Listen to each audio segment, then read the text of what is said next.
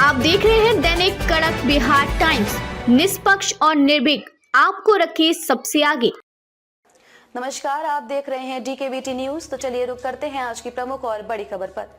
रूसी और सीरियाई विमानों द्वारा विद्रोही क्षेत्रों पर हुई बमबारी तेज, 25 लोगों की मौत। सीरिया में विद्रोही गुट ने देश के दूसरे सबसे बड़े शहर अलेप्पो और इदलिब के आधे से ज्यादा इलाके पर कब्जा कर लिया है। रूस ने संघर्ष में असद सरकार का समर्थन किया है, जिससे अलेप्पो की स्थिति और भी खराब हो गई है। विद्रोहियों के नेतृत्व में एक बड़े हमले में 300 से अधिक लोगों की मौत हो चुकी है। साल 2016 में सीरियाई सेना ने विद्रोहियों को खदेड़ दिया था। 8 साल बाद ऐसा फिर हो रहा है, जब विद्रोही गुटों ने अलेप्पो पर कब्जा करने जा रहे हैं। HTS ने 27 नवंबर को हमला किया था और शहर के अंदर घुसकर कई मिलिट्री ठिकानों पर कब्जा कर लिया था। उत्तर पश्चिमी सीरिया में 25 लोगों की मौत। सीरियाई विपक्ष द्वारा संचालित बचाव सेवा व्हाइट हेलमेट्स ने सोमवार को बताया कि सीरियाई सरकार और रूस द्वारा किए गए हवाई हमलों में उत्तर पश्चिमी सीरिया में कम से कम 25 लोग मारे गए हैं। सैन्य सूत्रों ने बताया कि रूसी और सीरियाई जेट विमानों ने रविवार को उत्तरी सीरिया में विद्रोहियों के कब्जे वाले शहर इदलिब पर हमला किया। सेना ने यह भी कहा कि उसने कई शहरों पर फिर से कब्जा कर लिया है, जिन पर विद्रोहियों ने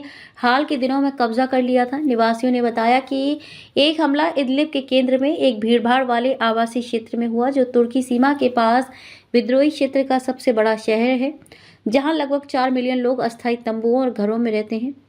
घटनास्थल पर मौजूद बचाव कर्मियों के अनुसार कम से कम 7 लोग मारे गए और दर्जनों घायल हो गए।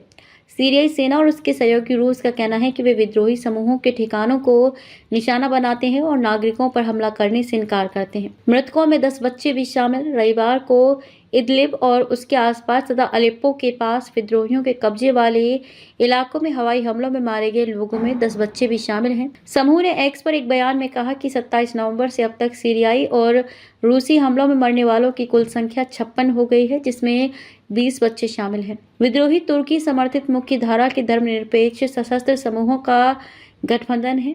साथ ही हयात तहरीर अल शाम एक इस्लामी समूह है, जिसे अमेरिका, रूस, तुर्की और अन्य राज्यों द्वारा आतंकवादी संगठन घोषित किया गया है। विद्रोहियों ने हाल के दिनों में पूरे इदलिब प्रांत पर कब्जा कर लिया। विद्रोहियों ने शुक्रवार रात को इदलिब के पूर्व में अलेप्पो शहर में भी घुसपैठ की, जिसके कारण सेना को फिर से तैनात होना पड़ा। सीरियाई सेना ने कहा कि अलेप्पो में लड़ाई में उसके दर्जनों सैनिक मारे गए हैं। रूसी युद्ध ब्लॉगर्स ने रविवार को बताया कि मॉस्को ने सीरिया में अपने बलों के प्रभारी जनरल सर्गेई किसर को अलेप्पो में विद्रोहियों को घुसने के बाद बर्खास्त कर दिया है। रॉयटर्स ने रूसी रक्षा मंत्रालय से टिप्पणी मांगी है। खबरों में अब तक के लिए बस इतना ही। फिर होगी आपसे मुलाकात ऐसी किसी बड़ी और खास खबर के साथ। तब तक के लिए नमस्कार और देखते रहिए DKBT न्यूज।